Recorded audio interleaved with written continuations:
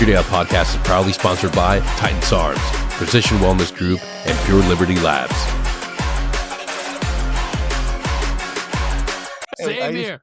I used to make the joke that if at the end of selection, if they just said you were an 18 Echo, I'd have said, screw it, I'm going back to the infantry. Man, yeah, I'm so glad I was an 18 Bravo and then became a warrant. So, the running joke is a 180 Bravo.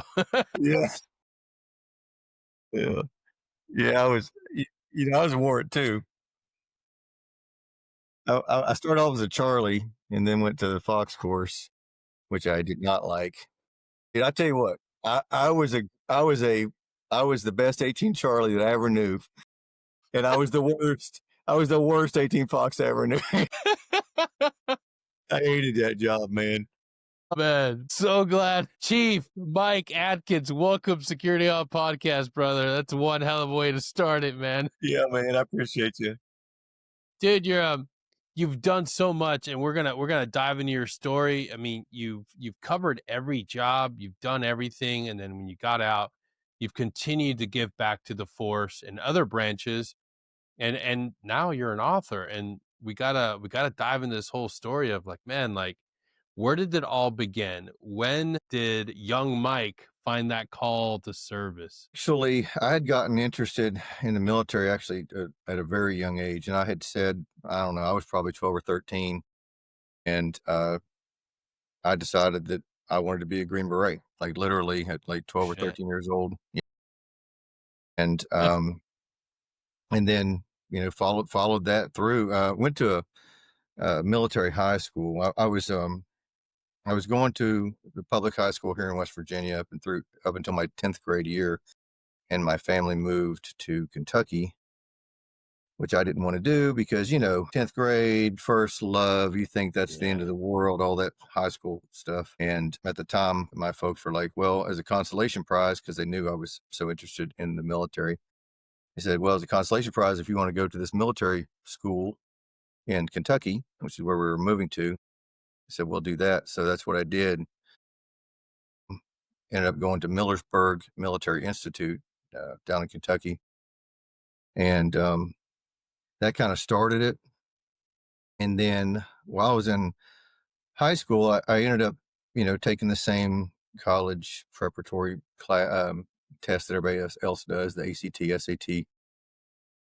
Come to find out I had pretty good scores, so I applied to the United States Military Academy at West Point and got into there. Wow. So I started that, just shy of 2 years there, got in trouble.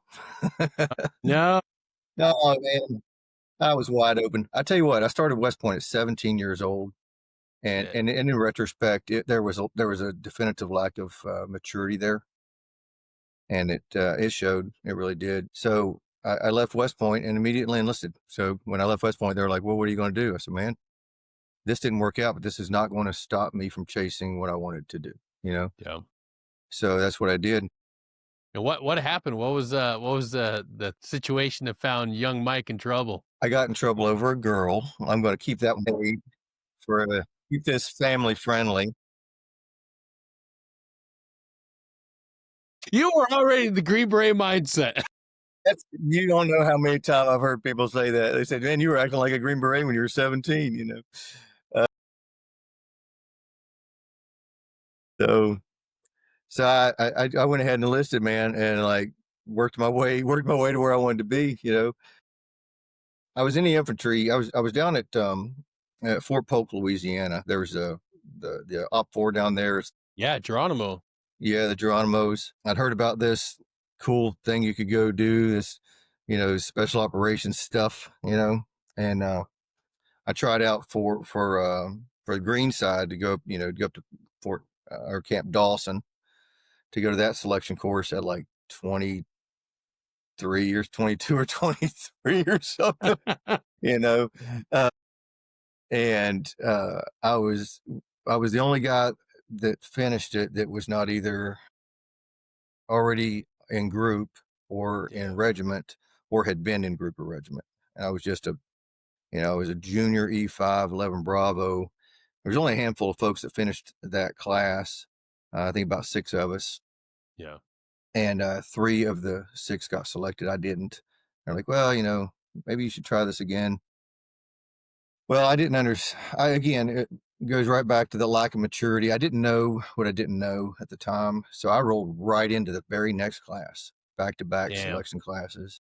I had injured myself on the first time in. I had broken the my first metatarsal in both feet. That's the like the ball of your foot, that bone. Yeah. Where that Yep. bone ties into the bone above that, there's a joint there. And I had broken that.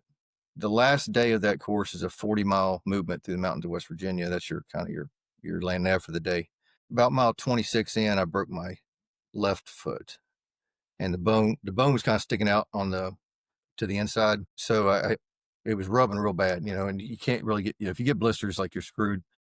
So I just stopped, and I took my boot off, and I cut the side of my boot so that the bone could kind of have a way to go. Well, the problem with that is that I then started favoring my other foot, and about mile 32 or 33, I did the same thing to the other foot. So I cut that boot to let the bone kind of protrude there, and then finished. Well, I missed time barely, and so did not get selected. They're like, well, again, like they said, well, you can come back. So I went right back in the next class, trained overly hard. I was in rip roaring shape, and I fell on one of the days about 3 weeks in, and sustained some other injuries. Got dropped from that course because once I got injured, I slowed down because of my injuries. So I got dropped for time. So strike 2 there. All right. So I waited until those injuries had healed and rolled right into SFAS. So I did the West Virginia selection twice and SFAS inside of a 13-month block. Holy shit. I was like, one way or the other, man, I'm going to get out of the infantry. The bad thing is, man, like, when I was talking to the SF recruiter, like, I told him all this crap. He was like, man, you must really hate the infantry. I was like, dude, I love the infantry. I did. It was a wonderful job, exceptionally good people. I was in 82nd. I'd moved between the two West Virginia selections. I moved to Fort Bragg, to the 82nd, and I was up there at the Fort Bragg, the USAFIC recruiter or whatever he was. Man, you really hate the infantry. I didn't. I loved it. It was just before the war. Yeah. And I was bored. I was bored. I was doing very well there. And so finally. That's every paratrooper, do, man. That's all of us. And where were you at in the 82nd? I was in 3rd of the 05. Okay. I was 2504. Yeah. We're neighbors practically. Yeah. Yeah. Yeah. I absolutely, again, I loved it too. But after you've been there a few years, you kind of get the pattern. You kind of figure out, like, there's got to be more to life. There's got to be more to life. And like, I liked the culture there. They have, it's they're a high performing infantry unit. I have the greatest respect for the 82nd Airborne. I mean, obviously that's, part of my heritage. I thought it was a very professional organization. I just wanted something more, and I didn't know exactly what it was that I wanted. So that's why I was trying different things and failing clearly a couple of times there. But finally got to where I wanted to be. And I think that where I ended up was probably better for me anyhow, because back to my earlier statement of, you don't know what you don't know. I didn't realize what special forces would become to me and what it means to have that community. I'm glad that's where I ended up after all that. I'm glad that's where the cards fell. Absolutely, man. Yeah. Like, life, being able to reflect back and see how everything pans out. God's got a plan. And even if you don't believe in God, the big man, the big unknown, there's a plan for everything. Even the failures, everything's in line. Man, fuck, both feet. Well, that's what messed me up, man. Because I just let the bones heal in the broken position, Yeah. So I went through those second 2 of those on the feet healed in that position. Well, later that came back to bite me because it broke loose. So then I had to go in and get surgeries and get them all put back together. So it's fine. They screwed everything down. Like, I got some, I got fancy hardware. Yeah. Well, Well, I tell you, it almost messed me up though, because we were getting ready to go to Afghanistan in '04, and when my left foot kind of broke loose, so I had to go get the surgeries, and like I was racing the clock to be able to heal in time to go to the deployment, and I was going to the Fox course. This episode is brought to you by Titan SARMS. Head on over to titansarms.com and buy a stack today. Use my code CDenny10 to get your first stack. I recommend the Lean Stack 2. Start living your best life. Titan SARMS. No junk, no bullshit, just results. There was a guy. Okay, so check this out. No kidding. There we were, right? Venezuela in 2001. We were there for 9/11, and we didn't have an 18 Fox at the time, and we brought in a guy named Craig Archer. I don't know if you know Archie or you heard of Archie as a Fox. So he goes down to Venezuela with us. Now, fast forward to 3 years later, I'm going to the Fox course. He's now the NCOIC, and I had just had the surgery. I was supposed to be wearing the big walking boot. Yeah. Well, you can't go to the Fox course if you're on profile. Well, I knew the NCOIC, so I pulled him aside and I was like, hey man, like, here's what's going on. He's like, all right, check it out. We got the APFT tomorrow. Just don't show up. Okay. If you're in running for honor graduate at the end, then I'll give you an APFT because that counts, as part of your grade there. He said, I'll just meet you at the end, towards the end. I'll go give you an APFT myself in case, we need that for your honor graduate status. So, okay. So we finished the course. We're at the end of the course. We're doing our collects, and he pulls up out at our hide site because we're doing the collects on the 18 Fox. I don't know if it was the same as you, but it was broken axle. Yeah, I think it's changed now. Yeah. So he pulls up at our hide site. He comes over and he calls me over to the truck. And he's like, "Hey man, you remember when I said if you were running for honor graduate, I got to give you an APFT?" I was like, "Yes." He goes, "Don't worry about it. You ain't even close." Nice. Yeah. So finished the Fox course and right off with ODA 733 to Afghanistan. I went, man. Yeah.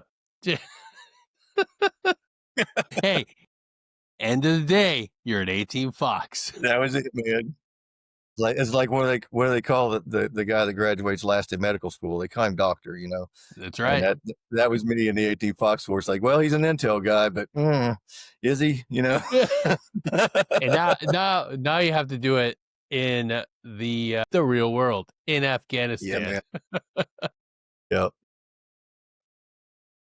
Had a great team. So that ended up. I went from 04 over into 05. In eastern Afghanistan, Paktika province. So had a great, absolutely great ODA, and was very, very fortunate on most of the ODAs that I was fortunate enough to serve in were just full of tremendous human beings. So it was, looking back, sometimes we've all heard that walking among giants. Yeah. And some of those guys, man, they were long-term standouts in the community. Yeah. It's, we have to really understand that the greatest guys really amplify the rest of their teams. The good stand-up guys are always the culture is about uplifting and promoting that the greatness is not because of how amazing you are. It's because all the people around you. That's always that's a good marker of an individual that understands the importance of dude, you're part of a collective. Like if you're a Medal of Honor, if you're a Silver Star recipient, that's different. Like you've got some things to be proud of and talk about. But for the vast majority of us, it's about the guys to the left and right of you. Like you're an ODA. You're not an OD me. It's not about all the greatness you did, because you didn't do anything by yourself. I'll tell you something, man. So that after I left, after I retired, I started working as a G chief for Robin Sage. And what you just said, I told every student that went through the Q course when I was there, well, that made it to Robin Sage at least. I gave them a very similar guidance of what you just said, because that's real. Yeah. They have a precursor to Robin Sage. It's called a mission readiness exercise that they do now that they didn't do when I was Really? there. And it's like they set up like these mock lanes. So you get to run through a meet the G chief, you get to run through a key leader engagement, you run through a medical scenario, etc. And when my ODA that I was about to be the G chief for came through my lane for that, I would step away and somebody else would run my lane for that one, so they wouldn't see me before actual Robin Sage. But because of that structure, I got to see all of us did, all the G chiefs got to see every single student that was going through in that class, because all the ODAs would cycle through your lane. And then when you go to Robin Sage, you saw your actual ODA that you had. And I would tell, so every student that went through while I was there got to hear that statement. It was, you don't make yourself better by making others look worse. You make yourself better by improving your detachment, and you'll be lifted up with that unit. And I said that over and over and over and over for all the years I was there. So everybody that was Yeah. at Sage when I was there, they got it. Yeah. Now whether they retained it or not, who knows? But It's true. I don't think we have a soft culture problem. I think it's individuals.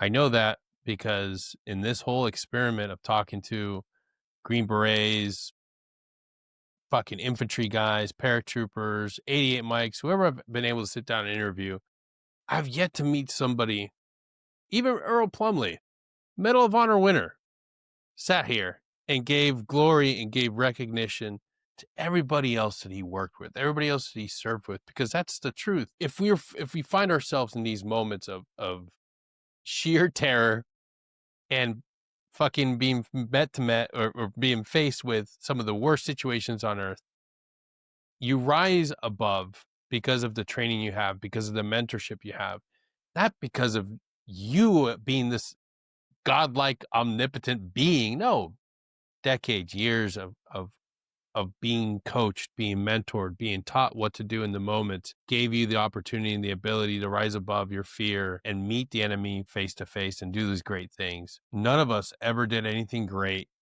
because of who we were by ourselves. Like, unless you were in the moment by yourself, secluded, which you shouldn't be. I don't know, like the vast majority of us always around with a teammate. And it's really the ODA. It's the senior guys. It's the young guys. It's your team sergeant, the warrant. Everybody pours into you. And it continues as you move forward in life. Like, now you're on the other side, you get to mentor, you get to teach and coach, and this G chief experience that so many of our guys get to experience on the backside. That's got to be incredibly rewarding. That's got to be something of like being able to like pour back into the regiment. That is the most rewarding job I ever had in my life, second only to being on an ODA. I was, I keep using the term fortunate, but it's the best way to describe the way I feel about getting the opportunity to do that, because I got to do it for the Q course in Robin Sage, but I also got to do it for the Marine Corps version of that. It's called Durn the Bridge. And then the Canadians, they stood up their unconventional warfare program, which had been they stood it down at the end of World War II. So after a 72-year gap, they brought it back, and I got to go up there for the very first class, G Chief their class, for the very first one. What was that like? That is, we have to pause and reflect and honor that history. Like, the Canadians and Americans that put together that first unconventional fucking team, that's history, dude.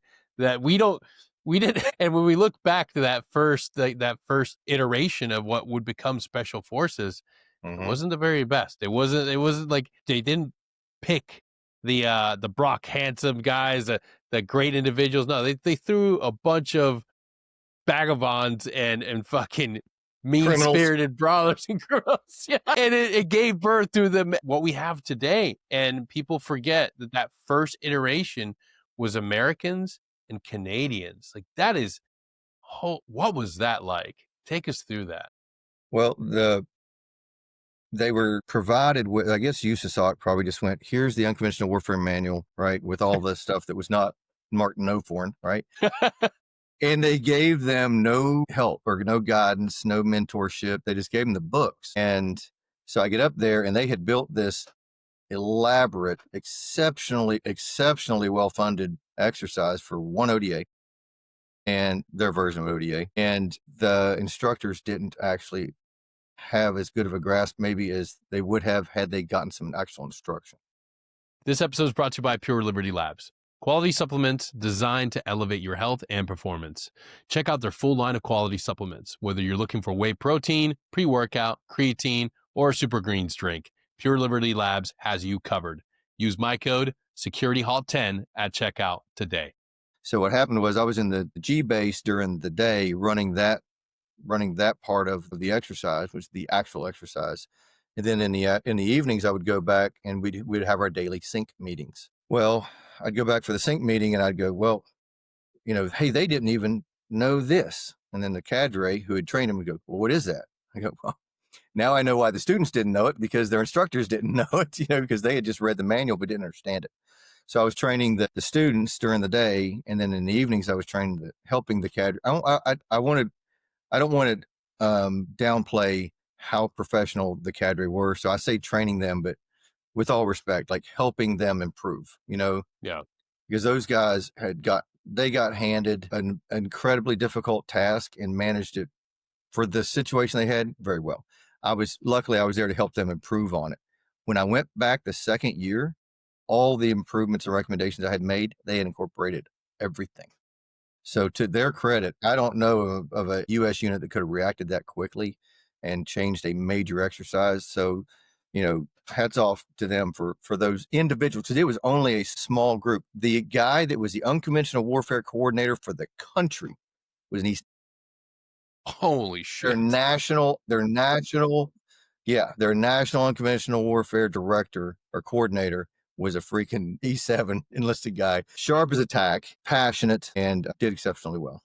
So it was really unique. I had a G base, and I had only half of them spoke English, the other half spoke French.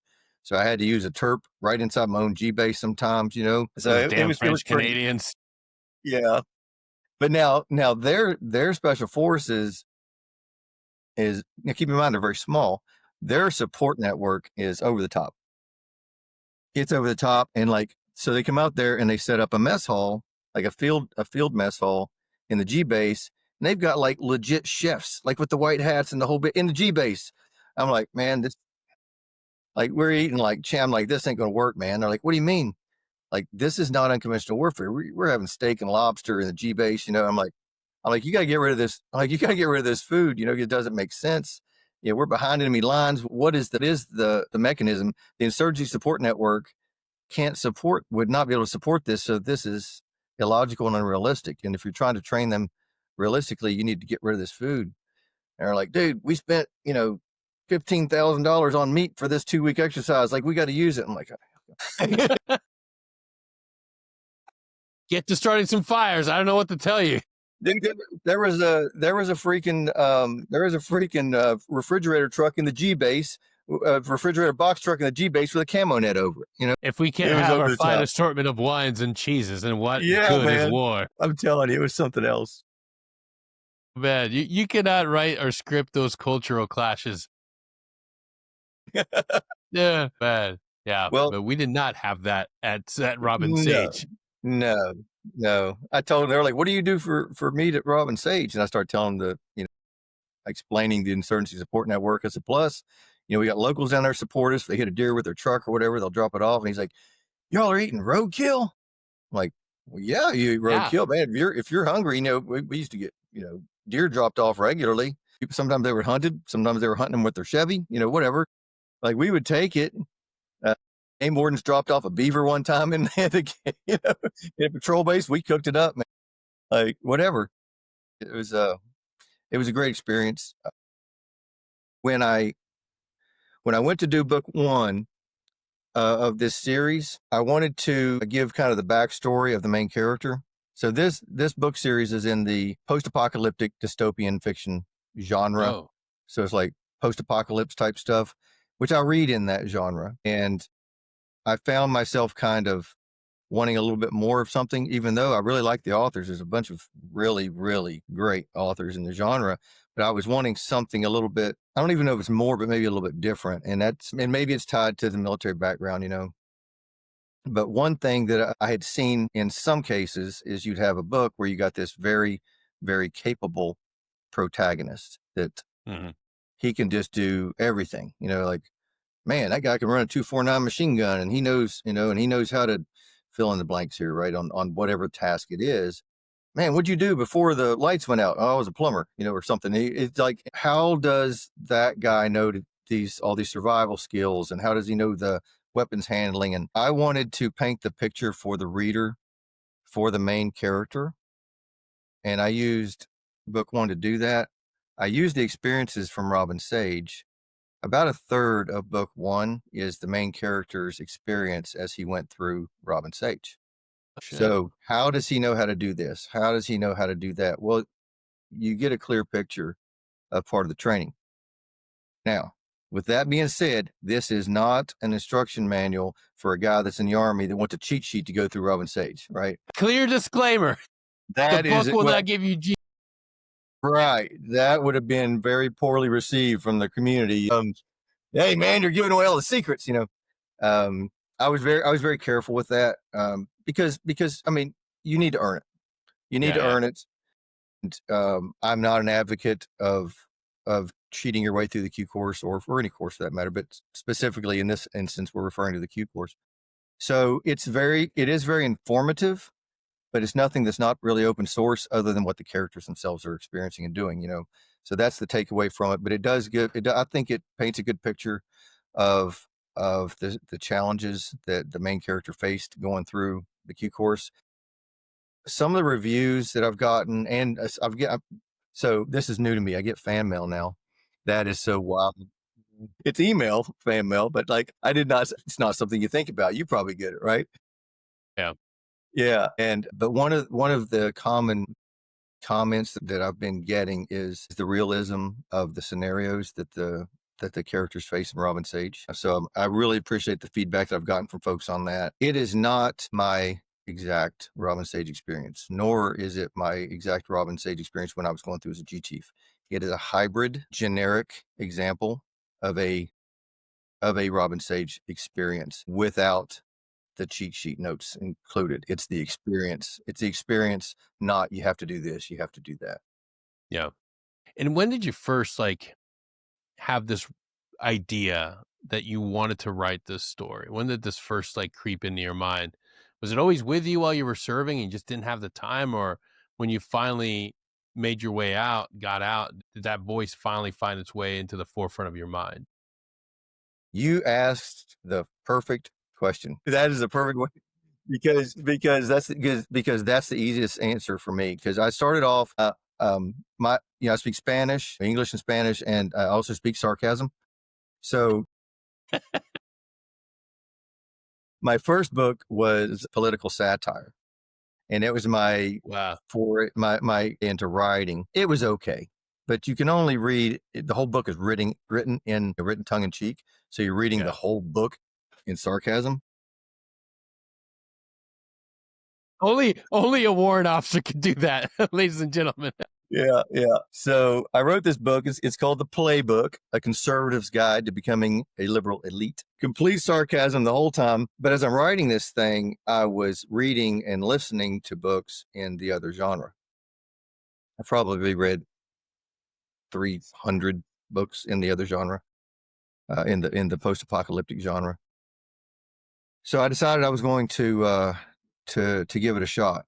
The first book, I got about 3 chapters in, reread it, and it was so bad, I threw it away. I said, "This is not for me." Immediately, no. Immediately, I was like, I would be too embarrassed. I would be too embarrassed to publish this. You know, even if someone would publish it, I give it bad. So I was on this writers Facebook page, group of writers have this Facebook page, and I saw a funny meme. Actually, I am answering your question. This is how I got there. The meme said, therapist, what do you do when somebody makes you angry at work? Me. I write a character based on that person and then kill them in a violent way. Right. And I thought, A, that's hilarious, right? But B, I was trying to create backstories, all these elaborate characters and backstories and histories and family connections and stuff from scratch in my head, and I don't have the capacity for that.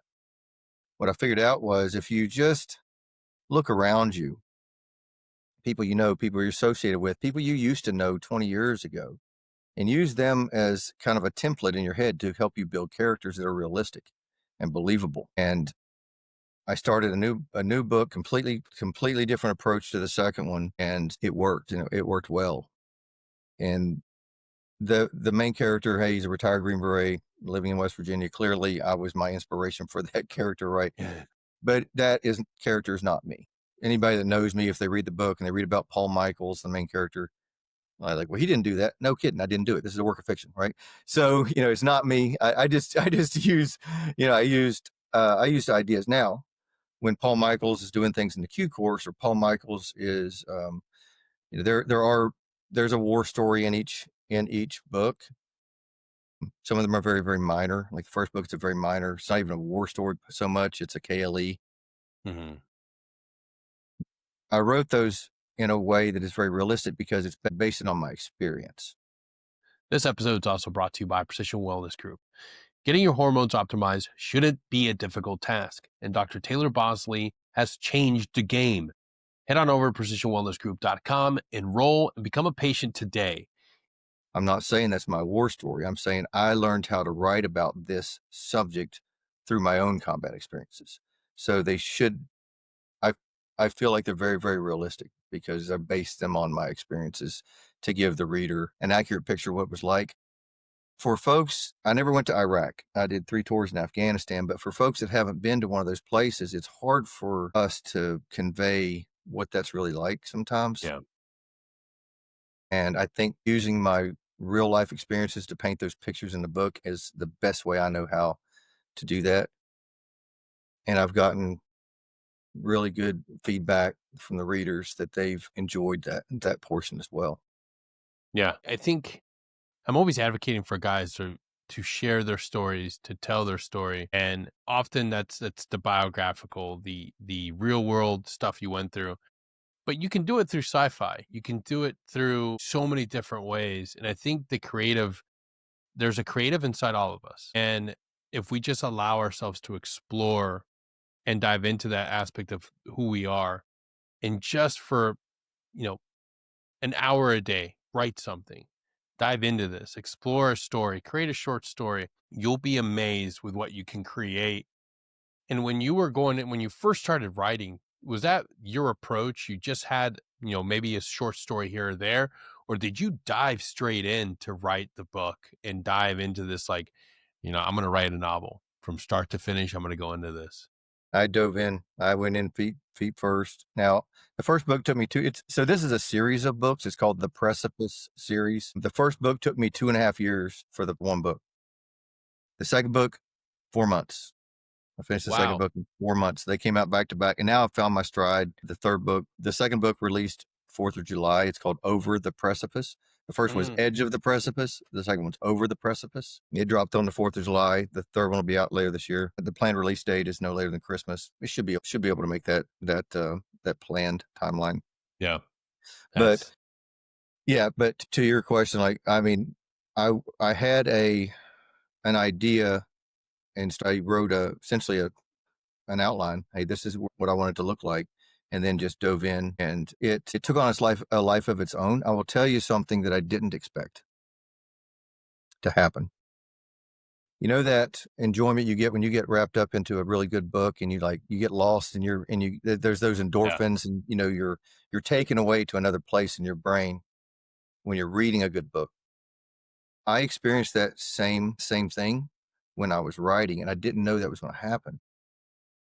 You know how people say, well, I started reading this book and I couldn't put it down. It's a page turner. That would happen to me. Hey, I'm going to go in here and write for 2 hours. And next thing you know, it's 2 a.m. and I've been in there for 6 hours because I'm caught up in the story myself. Yeah. And it's been a tremendously fulfilling experience to get to do this. But the only way I'm able to do it is if people keep buying the books.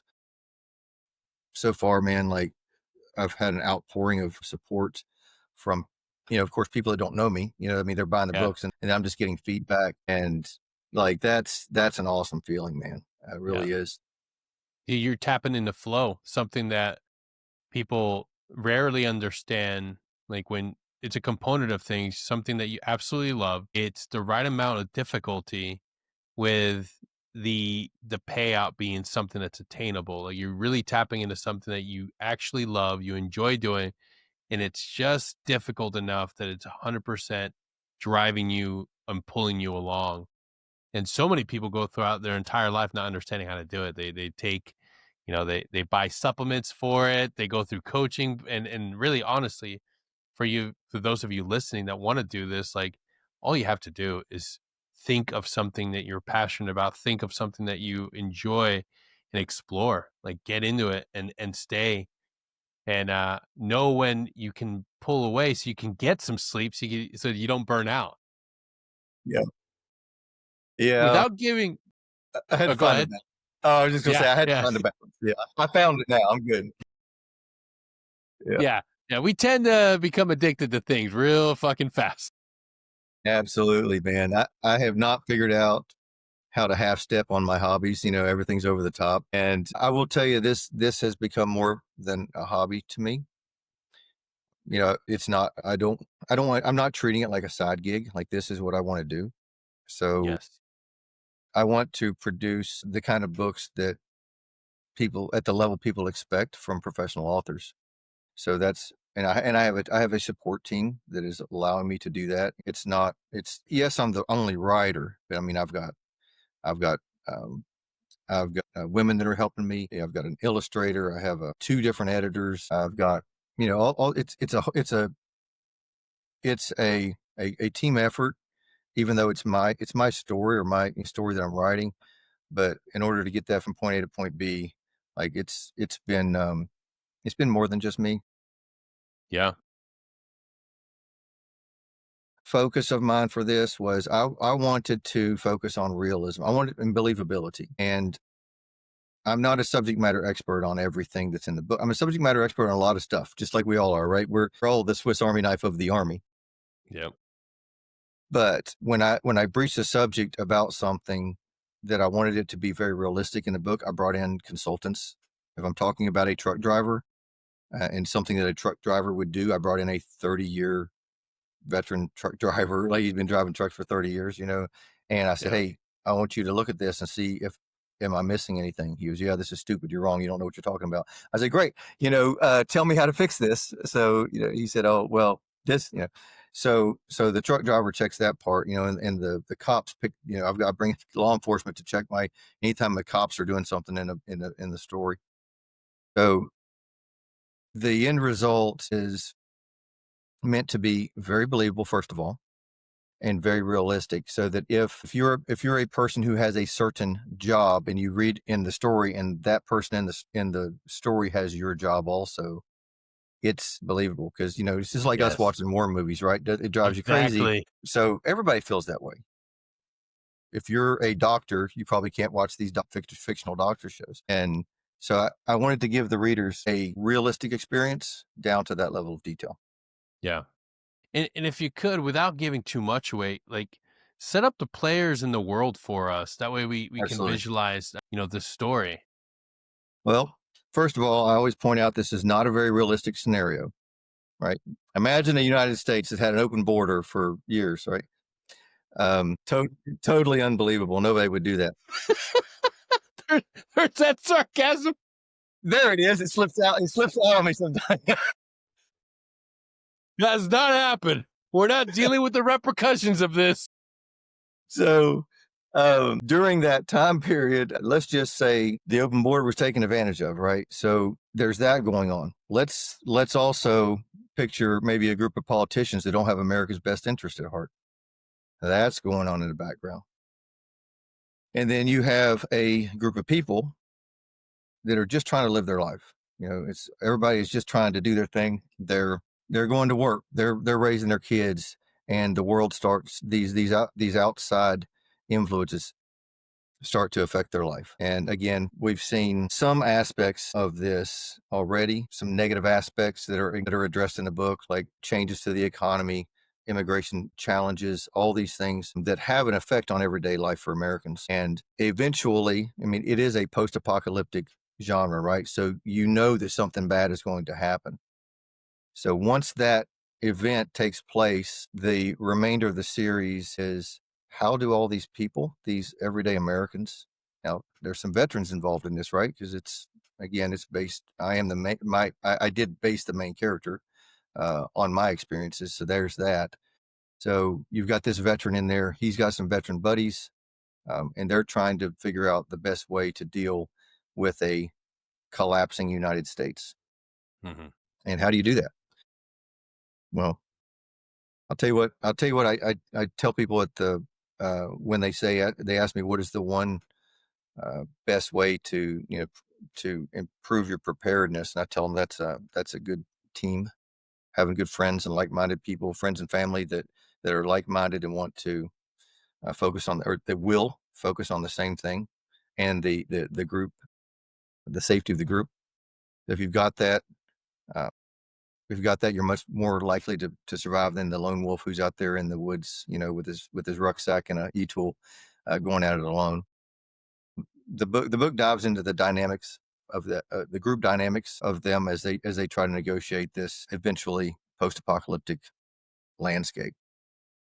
Man, that I need to get my hands on this, because after reading The Last Centurion, that genre has become my favorite thing to dive into when I got time.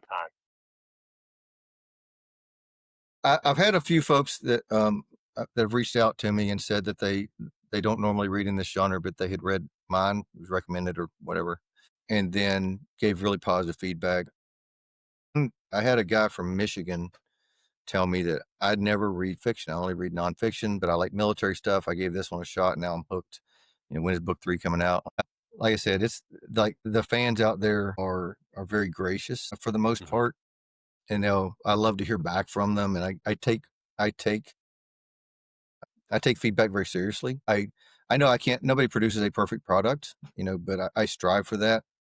And I'm pretty happy with what we have so far in the series. And I know where this is going to end eventually, right? It's up here. I know where it's going, but the series is all about the journey of how to get there. And it's got some twists and turns and some cliffs in the middle, in the way.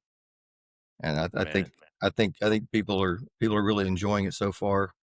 And I'm hoping that, this continues to do well as we move forward, in the series. Yeah, I can't wait to see where it goes. Where can people get the book today? It's available on Amazon, and it's the first book again is Edge of the Precipice. Hey, you know what? I've got one right here. Mind if I step off cameras and I'll grab one? Grab it. Grab that All bad right, boy. man. Okay, I'm back. So There we go. this is the first one. Let me see if I can find the camera here. Yeah. Edge of the Precipice. So you can clearly see it's a dude in Robin Sage, right? Because that's about a third of the first book is Robin Sage and Edge of the Precipice, and then book 2 is Over the Precipice, and we can see by the cover that things are going sideways, right? There's burning trucks, there's bad guys with rifles, like something's going on, man. So they said they're available on Amazon. If you search Edge of the Precipice book, it's the first hit, and same thing, Over the Precipice book, it's typically the first hit. I also have a Facebook page called The Precipice Series, so I put things on there like new release dates. Right now, I'm in the process of converting to ebook, like Kindle format, and we're interviewing narrators. So we're also going to move this over to the audiobook genre. Awesome. Hell yes. I love seeing that. If you guys pause right now, go to the episode description. Those links are there. Do me a favor, click on those links, go support the book. I'll do you one better. For the first 5 people that send us a message through Spotify's Text Us feature, you'll get the book for free. So if you're listening on Spotify, press pause right now, send us a message using the text in feature, and I'll get you a copy. Don't have to buy it yourself. Just utilize that feature on Spotify. Again, I don't believe you can use it through Apple. And I mostly only like the metrics I get from Spotify. So do us a favor, send us a text message through that feature. You'll get a copy of the book. And then do me a favor, don't just stop right there. Leave us a rating. Leave us a comment on there. Say, we love the podcast, like the show. It helps me, helps the algorithm. And please visit that Facebook page, support Mike, and get his book ASAP. So if you don't win one through me, just still go out there and buy it. Got to support our great veteran authors. Mike, I can't thank you for joining me today. I can't thank you enough for being here and sharing. Again, what's the name of the book? First one is Edge of the Precipice, and the second one is Over the Precipice. If you buy it from Amazon, you can leave reviews on Amazon. So if you like it, go on there and leave a review. If you don't like it, don't say anything. Yeah. And the third one's slated to come out in December. Yeah, we're aiming for a fourth quarter release on that one. So I don't have a hard date on it. As that date gets solidified, we'll put it on the Precipice Series Facebook page. Awesome. And are you on Instagram or any other places? No, I've got somebody working on that for me right now. We will be. So once those other social media platforms go hot, we'll add that. We'll link that in with the Facebook to start trying to spread that out. Awesome. I'm not super savvy with those platforms, so I had to bring in a consultant, just like I do for everything else, right? Too easy, man. Too easy. And when you're ready to drop that next book, please come on back. I'd love to have you on, and we can dive deeper into all three of the books. And like I said to everybody listening, please do me a favor, pause, go to the episode description, grab a copy or 2 copies of this great series, and let us know what you think. Hit up the comments, and if you want to know more about the book, stand by, because by December we should know more. Again, Yes, Mike, sir. thank you so much for being here, brother. And to all y'all Thank tuning you, in, thank you as well. We'll see you all next time. Till then, Thank you, take sir. care. Secured Out Podcast is proudly sponsored by Titan SARMS. Head to the episode description and check out Titan SARMS today.